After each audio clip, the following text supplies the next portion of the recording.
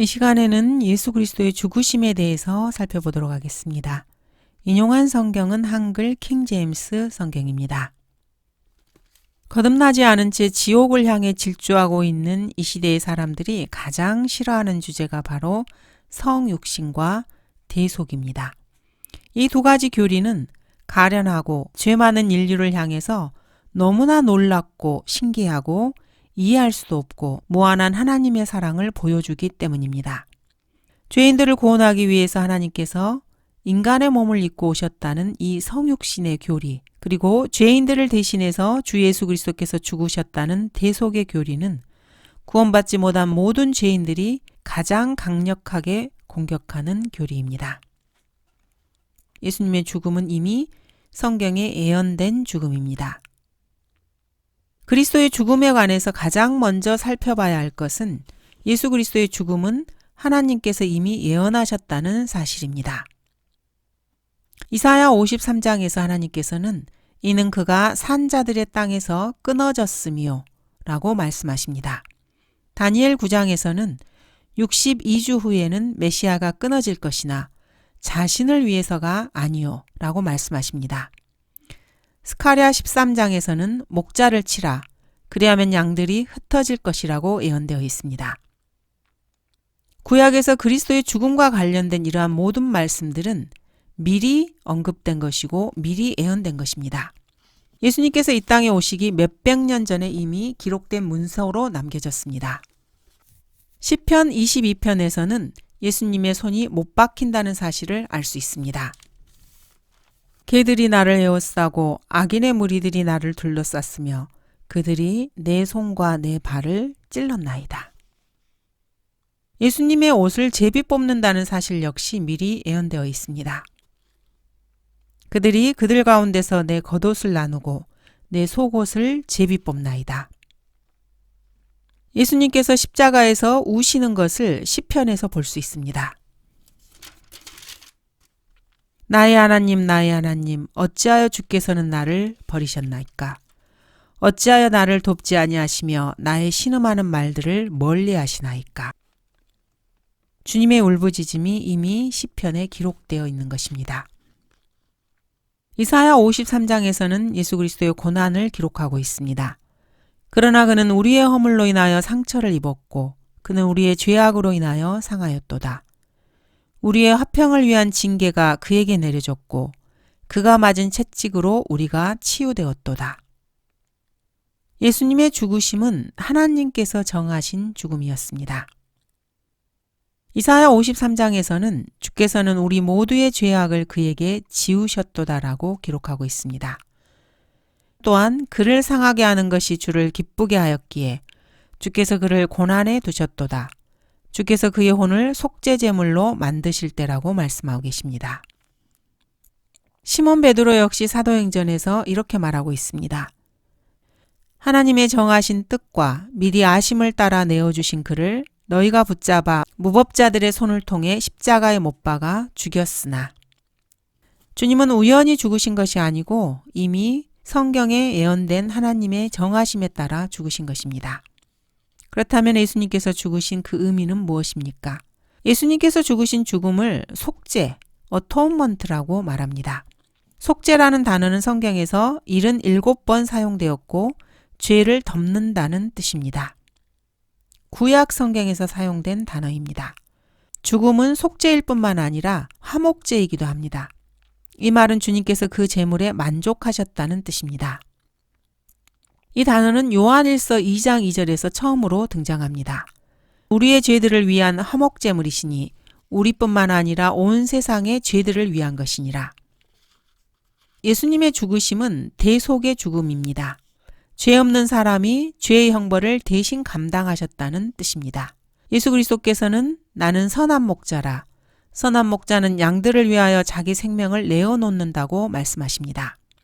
예수 그리스도께서의 죽으신 죽음은 구속이라고 말하기도 합니다. 죄인이 노예 상태에 있을 때 하나님께서 값을 치르고 사셨다는 뜻입니다. 시몬 베드로는 베드로전서 1장에서 이렇게 말합니다. 너희 조상들로부터 전통으로 이어받은 너희의 허망한 행실에서 은이나 금 같은 썩어질 것들로 구속된 것이 아니라 흠도 없고 점도 없는 어린 양 같은 그리스도의 보배로운 피로 된 것이기 때문이니라. 예수님의 죽음은 속죄, 화목죄, 대속, 구속이란 단어로 표현할 수 있습니다. 또한 화해라는 단어로도 표현할 수 있습니다. 하나님과 인간은 서로 적대 관계에 있었습니다. 그렇지만 이제 화해를 통해서 서로 친구가 될 수 있는 관계가 된 것입니다. 바울 역시 우리가 원수되었을 때에도 그의 아들의 죽음으로 인하여 하나님과 화해하게 되었으니 더욱더 화해하게 된 우리는 그의 생명으로 인하여 구원받게 되리라고 말하고 있습니다. 예수 그리스도의 죽음은 몸값을 지불하는 죽음이었습니다. 주 예수 그리스도께서 직접 이렇게 말씀하셨습니다. 인자도 섬김을 받으려고 온 것이 아니라 섬기러 왔고 또 많은 사람을 위하여 자기 생명을 몸값으로 주려고 온 것이라고 하시더라. 주님의 죽음은 몸값을 지불한 죽음이었습니다. 예수님은 그렇다면 어떠한 방식으로 죽으신 것입니까? 예수님께서 죽으시는 방식을 보면은 물론 십자가의 죽음입니다. 이것은 민수기에서 놋뱀이 높이 들려 올려짐으로써 미리 다 예표가 되어 있었습니다. 그러자 주께서 모세에게 말씀하시기를 불뱀 한 마리를 만들어서 그것을 장대 위에 달아 놓으라. 물린 자마다 그것을 쳐다보면 살리라 하시니. 예수님께서는 요한복음에서 이 사건을 언급하셨습니다. 모세가 광야에서 뱀을 들어올린 것 같이 인자도 그렇게 들려 올려져야만 하리니. 십자가의 죽음은 가장 불명예스럽고 가장 수치스러운 죽음이며 가장 비참한 처형 방법이었습니다. 십자가를 견디시고 수치를 개의치 아니하신다고 히브리서 12장은 말씀하고 계십니다. 예수님께서 십자가에서 못 박혀 죽으셨다는 것은 사실 벌거벗긴 채로 못 박히신 것을 말합니다. 그림이나 영화 같은 곳에서는 예수님께서 옷을 입은 채 못 박힌 모습이 나오긴 하지만은 이것은 품위를 위해서 부득불 나체로 나오지 않는 것뿐입니다. 성경에 기반한 사실을 보면은 예수님께서는 벌거벗으셨다고 말하고 있습니다. 그리스도께서 우리를 위하여 저주가 되셔서 율법의 저주로부터 우리를 구속하셨으니 기록되기를 나무에 매달린 자는 누구나 저주받은 자라고 하였도다. 주님께서는 저주받은 자의 죽음을 죽으셨습니다. 이런데도 여호와의 증인들의 수장인 러더포드나 러셀은 주님이 죽으신 곳은 십자가가 아니라 그냥 기둥이었다고 주장을 합니다. 이런 사람들의 참으로 황당무계한 소리들은 신성모독적입니다. 아시리아인들은 죄수들을 말뚝에 박았습니다. 그러나 예수님께서는 아시리아인들의 손에 죽으신 것이 아닙니다. 로마인들의 손에 죽으셨습니다. 예수님께서 죽으신 죽음은 억지로 잡혀서 죽으신 것이 아니고 주님께서 자원해서 죽으신 죽음입니다. 예수님의 죽음은 자발적인 것이었습니다. 예수님께서는 우리 죄인들을 위해서 자발적으로 자신의 생명을 내어놓으셨습니다. 강요나 강제에 의한 죽음이 아닙니다. 아무도 생명을 내게서 빼앗을 자가 없으나 내 스스로 그것, 즉 예수님의 생명을 말합니다. 그것을 내어놓느니라. 예수님께서는 왜 이렇게 하셨습니까? 왜 죄 없으신 주 예수 그리스도께서 죄인들을 위해서 죽으셔야만 한 것입니까? 사실 주님은 죽으실 필요가 없으신 분이십니다. 예수님의 죽으심은 히브리서 기자가 말한 것처럼 자기에게 저질러진 죄인들의 그와 같은 모순된 행동들을 견뎌내셔야만 하는 그런 죽음이었습니다. 죄인들은 자신의 죄의 결과로 당연히 죽게 됩니다. 하지만 예수님께서는 하늘에 계신 거룩하신 하나님의 공의를 만족시켜드리기 위해서 자기 생명을 내어놓으신 죄 없으신 분이십니다. 이 생명은 모든 죄인들의 죄값을 지불하기에 충분합니다. 죄인들을 구원하기 위해서는 하나님의 모든 속성들이 조화를 이루어야만 합니다. 하나님께서는 예수님을 믿는 사람을 의롭다고 하셔야 할 뿐만 아니라 하나님 자신 역시 의로우셔야만 합니다. 의롭지 못한 수단을 사용해서는 결코 안 됩니다. 경외하는 마음으로 이렇게 말할 수 있습니다. 하나님께는 한 가지 문제가 있었습니다. 하나님께서 가지고 계신 문제는 거룩하고 공의롭고 의로우신 분이 자신을 거역하여 대항하는 이런 형편없는 죄인들에게 어떻게 자비와 사랑을 베풀 수 있는가 하는 문제였습니다. 공의와 사랑을 동시에 충족시키는 것, 그것이 바로 하나님이 가지고 계신 문제였습니다. 자유주의자들이나 근대주의자들은 이 문제를 해결하는 방법은 문제성이 전혀 없는 것처럼 꾸밉니다. 하나님이 비둘기처럼 온유하시고 사랑이 넘치셔서 때가 되면 언제나 용서하시는 그런 분이라고 생각합니다. 하지만 성경은 결코 그렇게 가르치지 않습니다. 그러한 가르침은 신약의 교리가 아닙니다. 이런 자유주의자들이 TV나 라디오, 인터넷에 나와서 이러한 말들을 떠들어댑니다. 세상이 제시하는 성경의 교리는 결코 성경적인 교리가 아닙니다. 이들은 자신들이 구원받았는지도 모르는 아주 어리석은 자들입니다. 그들 중에는 목사도 있고 성경교사, 신학박사도 있습니다.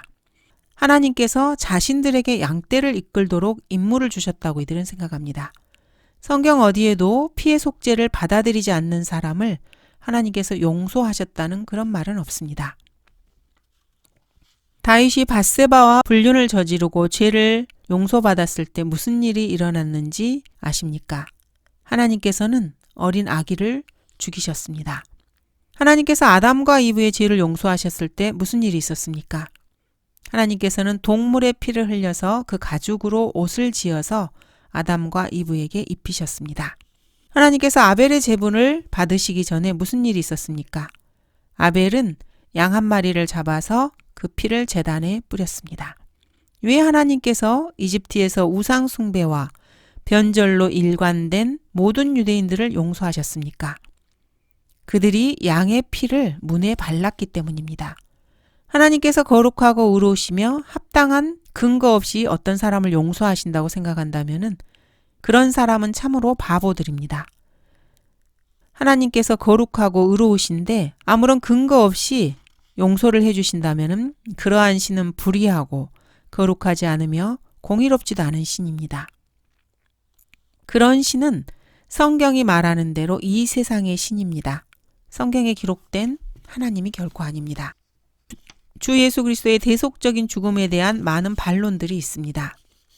자기의로 가득 찬 죄인들은 인간은 자기 죄값을 치를 수 없단 말이야? 이렇게 말합니다. 물론 치를 수 있습니다. 하지만 그 대가가 영원한 죽음입니다. 하나님께서 영원히 사시는 분이기 때문에 인간 역시 그 죄값을 영원히 치러야 하는 것입니다. 자기의로 가득 찬 회의론자들은 인간은 자기 죄를 스스로 속죄할 수 없는가? 라고 질문합니다. 물론 여러분이 지옥에서 영원히 불 가운데서 탄다면 그것이 속죄가 될 수도 있습니다. 인간이 받아야 할 합당한 대가가 바로 영원한 지옥불이기 때문입니다. 여러분은 그렇게 되고 싶으십니까? 율법에 따르면 거의 모든 것이 피로써 정결케 되나니 피 흘림이 없이는 죄사함이 없느니라. 오직 죽음만이 하나님의 이러한 의를 만족시킬 수 있습니다. 혼은 지옥에서 결코 사라지지 않습니다. 누군가가 지옥은 영원히 죽은 상태로 있는 것이라고 말하기도 합니다. 하지만 지옥은 죽고 싶어도 결코 죽지 못하는 곳입니다. 인간이 영원하신 하나님을 거슬러 죄를 범할 때 영원한 속죄 제물이 필요하다는 것은 자명합니다. 인간이 이 세상을 살면서 지은 온갖 죄들, 간음, 도둑질, 자기자랑, 과장, 시기, 질투, 탐식, 탐욕, 참지 못하는 것, 거짓말들, 이러한 것들을 가지고 하나님께서 인간을 영원히 지옥 가운데 두시지는 않을 것이라고 생각하기도 합니다. 인간을 영원한 지옥 가운데 두시지 않을 것이라고 생각하는 사람들도 있습니다. 그러나 그것은 그 사람이 거슬러 죄를 짓는 분의 마음에 달려있는 것이지 인간의 마음에 달려있는 것이 아닙니다. 영원히 사시는 어떤 분을 거슬러서 누군가 죄를 지었다면 그 사람은 그 대가를 영원히 치러야 합니다. 여러분 스스로 그 대가를 지불할 수도 있습니다. 오늘날 현대인들은 그런 식으로 하려고 합니다. 다른 사람에게 빚지고는 못 산다는 그런 식의 태도를 보이기도 합니다. 여러분은 어떻습니까? 그렇지 않다면 하나님이 여러분을 위해서 해놓으신 다른 길이 하나 있습니다. 여러분이 그 값을 지불하지 않아도 되는 것입니다. 하나님께서 이미 그 값을 지불해 놓으셨기 때문입니다. 이 세상에는 오직 두 가지 종교만 있을 뿐입니다.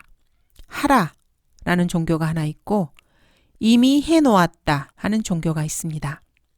하라는 종교에 해당하는 사람들은 자신의 힘으로 하늘나라에 가기 위해서 모든 힘을 다 쓰고 의식과 율법을 지키고 산상설교를 지키고 교회에 나가고 헌금을 내고 종교생활을 열심히 하고 세례나 침례를 받기도 하고 주의 만찬에 참여하기도 합니다. 반면에 이미 다 이루어 놓았다는 종교는 그리스도께서 여러분을 구원하기 위해서 행하신 그 일을 근거로 해서 쉬라고 말씀합니다. 주 예수 그리스도께서는 죄인들을 위해서 죽으셨습니다. 예수님께서는 마태복음 16장에서 반드시 예루살렘에 가야 하며 거기에서 많은 고통을 받고 죽은 뒤에 부활할 것을 제자들에게 미리 말씀하셨습니다. 한 알의 밀이 땅에 떨어져 죽지 아니하면 한 알 그대로 남아 있지만 죽으면 많은 열매를 맺느니라. 사람들은 갈보리에서의 죽음 없이 죄인들을 용서할 수는 없는가라고 질문을 하기도 합니다. 죄는 하나님을 대항하는 범죄입니다. 하나님께서는 하나님의 법이 충족되지 않고서는 자동적으로 용서하실 수 없는 분이십니다. 하나님은 거짓말쟁이가 아니시기 때문입니다. 나는 사랑한다. 나는 용서한다. 내가 자비를 베풀 것이다. 라고 말씀하신 바로 그 하나님께서 거짓 증거하지 말지니라고도 말씀하셨습니다. 하나님을 거짓말쟁이로 만들어서 그 법이 아무런 가치가 없다고 생각하는 것입니까? 바울은 율법은 영적인 것이고 계명도 거룩하고 선한 것이라고 했습니다. 또 율법은 우리를 그리스도께로 인도하는 선생이라고도 말했습니다. 우리는 율법이 영적인 것인 줄 알고 있노라. 그러나 나는 육신적이어서 죄 아래 팔렸도다. 하나님은 선하시고 사랑이 많으시고 오래 참으시는 분이시기 때문에 절대로 그렇게 말씀하셨을 리가 없다고 생각하십니까? 민수기 23장에서는 이렇게 말씀하십니다. 하나님은 사람이 아니시니 거짓말하지 않으시며 또 사람의 아들이 아니시니 후회가 없으시도다. 그분이 말씀하신 것을 행하지 않으시랴. 또한 이루신 것을 이루지 않으시랴. 그렇습니다. 하나님께서는 반드시 이루실 것입니다. 창세기 2장에서 주님께서는 내가 먹는 날에는 반드시 죽으리라고 말씀하셨습니다. 여러분 생각에 이 말씀이 농담이라고 생각하십니까? 누군가가 죽어서 장례식에 가면은 하나님께서 하신 그 말씀이 농담이 아니라는 것을 알게 될 것입니다. 주님은 에스겔 18장에서 범죄하는 혼은 죽으리라고 말씀하셨습니다. 사람들이 믿지 않는다고요? 여러분 자신과 여러분의 아는 사람들이 백보자 심판에서 지옥으로 갈 때 그때 아마 여러분들은 믿게 될지도 모릅니다. 로마서 6장에서는 죄의 삭은 사망이라고 말씀하십니다. 누군가는 하나님께서 결국에는 모든 사람들의 죄를 용서하시고 절대 지옥에 보내지 않을 것이라고 생각하십니까? 무슨 근거로, 무엇 때문에 그렇게 생각하는 것입니까? 자신이 선하게 살았기 때문에 그렇습니까? 그렇다면 이것은 참으로 웃기는 말입니다. 누군가 회개한다 해도 그 회개조차도 죄의 형벌을 면하지는 못합니다. 인간은 계속해서 죄를 범해왔고 죄는 반드시 하나님의 기준에 따라 다루어져야 합니다. 하나님의 의로우심과 명예가 달려있기 때문에 전능하신 하나님께서는 자신이 하신 말씀들을 반드시 지키십니다. 나는 내 영광을 다른 자에게 내 찬양을 새긴 형상에게 주지 아니하리라고 주님께서는 선포하셨습니다. 하나님의 거룩하심은 죄에 대해서 죽음의 형벌을 요구하십니다. 지옥불과 저주를 믿지 않는 사람들과 죄에 대해서 징벌을 내리시는 거룩하신 하나님을 믿지 않는 사람은 정신이 몽롱한 가운데 살고 있는 것입니다. 그 정신이 깨게 되면은 이들은 공포, 신경쇠약증, 두려움, 불쾌감으로 소름이 끼치게 될 것입니다. 하나님께서 저 높은 곳에 계시다면 하나님은 죄가 없으신 분이 맞습니다. 하나님께서 저 높은 곳에 계시다면 그분은 거룩하신 분이고 반드시 그분은 죄의 문제를 다루실 것입니다. 그분이 죄의 문제를 다루시겠다고 말씀하셨으면 반드시 그렇게 죄 문제를 다루실 것입니다. 그러나 만일 너희가 그렇게 하지 아니하면 보라, 너희는 주를 거역하여 죄를 지은 것이니 반드시 너희의 죄가 너희를 찾아낼 것임을 알라. 민수기 말씀입니다. 속지 말라. 하나님은 우롱당하지 아니하시느니라. 갈라디아서 6장에서도 이렇게 경고하고 계십니다. 여러분 중에서는 하나님의 이런 말씀을 싫어하는 사람도 있을 것입니다. 그러나 자기 자신이 하나님보다 더 똑똑하다고 자부하는 부자들이나 교육가들, 사상가들, 스스로 지성인이라고 생각하는 사람들, 교양 있는 사람들과 단 5분도 주님께서는 시간을 보내지 않으셨다는 것을 기억해야 합니다. 예수님께서는 예수님의 시간을 타락한 한 여인에게 할애하셨고 마귀에게 사로잡힌 자들과 눈먼 소경에게 쓰셨습니다. 이 세상은 뉴스 미디어와 온갖 싸구려 잡지에 세뇌되어서 죄를 더 이상 죄로 여기지 않는 세상이 되었습니다. 그래서 하나님께서 죄인들을 지옥불 가운데로 보내실 것이라고 생각도 하지 않습니다. 그렇다면 그러한 생각은 도대체 어디서 얻은 것입니까? 자유주의자들 목사들의 설교를 듣다 보니까 지옥의 에어컨이라도 달렸다고 생각을 하게 된 것입니까? 성경 첫 장부터 마지막 장까지 그 어디를 뒤져봐도 그리스도를 거부하고 부인하는 죄인들이 하나님의 의 대신 자신의 의를 내세우는 죄의 대가로 영원히 불타게 될 것이라는 것을 부정하는 구절은 그 어디에도 없습니다. 어떻게 죄인의 죄를 죄가 전혀 없는 무죄한 사람에게 전가하는 것이 가능한가? 이렇게 묻기도 합니다. 인간의 법정에서는 오직 죄인에게만 벌을 줄 수 있습니다. 그 대리자가 처벌을 받는 것이 바람직하다면, 그리고 그 대리자가 자발적으로 다른 사람의 죄를 지겠다고 한다면 처벌할 수도 있을 것입니다. 여러분은 아내를 위해서 기차표를 대신 구입한 적이 있을 것입니다. 여러분이 전혀 죄가 없는 사람이라면 죄 있는 사람의 죄를 담당할 수도 있을 것입니다. 그러나 여러분은 그렇게 하지 못할 것입니다. 성경은 남편이 아내를 위해서 죽을 만큼 충분히 사랑하라고 말씀하고 있습니다. 예수님이 태어났다는 말을 들은 헤롯은 2살 아래의 아이들을 죽이라고 명령했습니다. 아기들의 어머니들은 자신의 몸을 던져서 아기를 보호하고자 했을 것입니다. 자신의 목숨을 바치고자 하는 사람들이 있는 것입니다. 사람들도 말입니다. 실로 그가 우리의 질고를 지고 우리의 슬픔을 지었는데도 우리는 그가 형벌을 받아 하나님께 맞으며 고난당하는 줄로 생각하였도다. 그러나 그는 우리의 허물로 인하여 상처를 입었고 그는 우리의 죄악으로 인하여 상하였도다. 우리의 화평을 위한 징계가 그에게 내려졌고 그가 맞은 채찍으로 우리가 치유되었도다. 그가 친히 나무에 달린 자신의 몸으로 우리의 죄들을 담당하셨으니 이는 우리가 죄들에는 죽고 의에는 살게 하려 하심이니라. 그가 채찍에 맞음으로 너희가 낫게 되었느니라. 인간 개개인의 죄가 영원한 죽음을 필요로 한다면 그리스도 한 분께서 어떻게 그렇게 수많은 사람들의 죄를 단시간에 갈보리 위에서 고통당하심으로써 모두 다 담당할 수 있단 말입니까? 그것은 아주 쉽습니다. 그분은 하나님이 육신으로 오신 분이기 때문에 가능한 것입니다. 하나님께는 시간 개념이 필요 없습니다. 아무런 문제가 되지 않습니다. 예수님께서 하나님이 육신이 되어 오신 분이라면 예수님께는 시간과 영혼은 같은 것입니다. 하나님은 영혼 안에 거하십니다.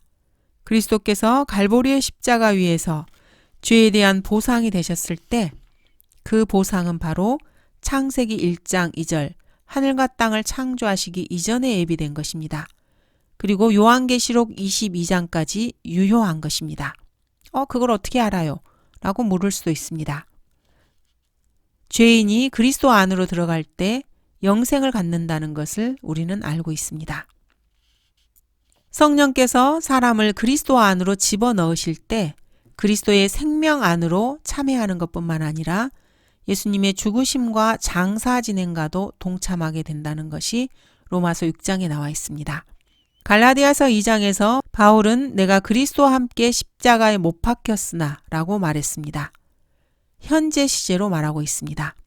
이 순간 그리스도인들은 예수 그리스도 안에서 생명의 새로움 가운데 살고 있을 뿐만 아니라 옛 사람은 십자가에 못 박혀 있고 그 사람이 인정하든지 인정하지 않든지 거기에 매달려 있는 것입니다. 이와 같이 너희도 너희 자신을 정녕 죄에게는 죽은 자요 예수 그리스도 우리 주로 말미암아 하나님께는 산 자로 여기라.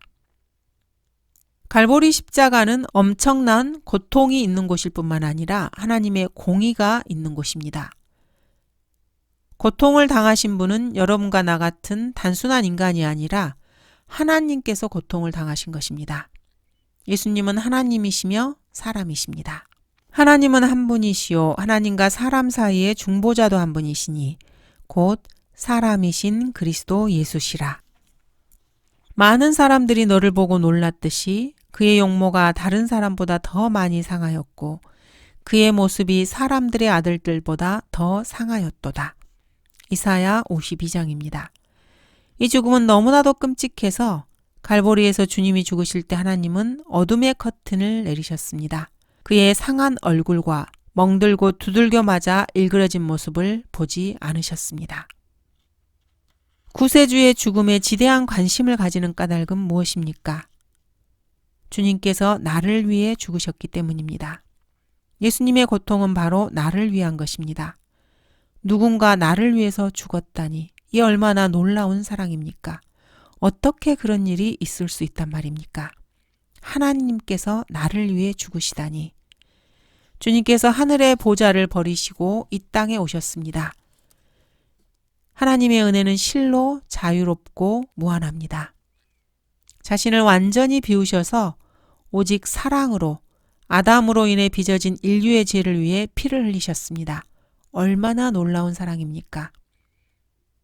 하나님의 사랑이 나를 살리셨습니다. 여러분은 이 사랑을 알고 계십니까? 죄와 두려움으로 가득 찬 이 세상으로 구주를 보내신 것은 바로 사랑 때문이었습니다.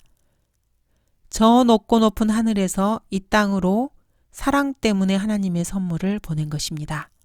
여러분은 사랑에 대해서 뭔가를 알고 계십니까? 너무나 장엄하고 신성하여서 바다보다 더 깊은 우리 모두를 사랑한 그 사랑을 아십니까? 예수 그리스도의 죽음은 죄인을 위해 하나님께서 준비하신 죽음입니다. 여러분은 죄인이십니까? 하나님께서는 죄인인 여러분을 위해서 모든 것을 완벽하게 준비해 놓으셨습니다. 여호와 이레라는 말은 하나님께서 준비하신다는 뜻입니다.